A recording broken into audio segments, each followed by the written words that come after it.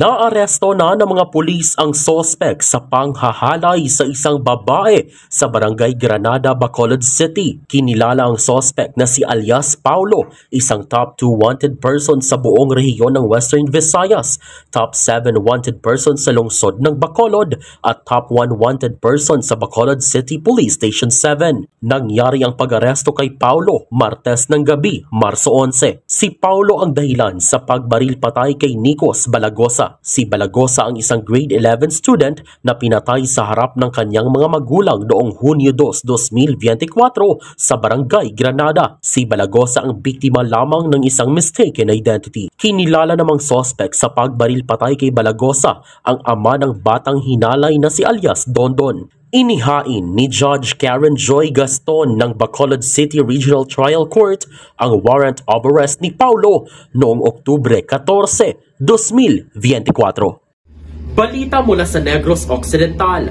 Zairo Vanalbay. Para sa Kampiyon na Balita, Serbisyo Publiko at Kasiyahan sa Negros, K5 News FM.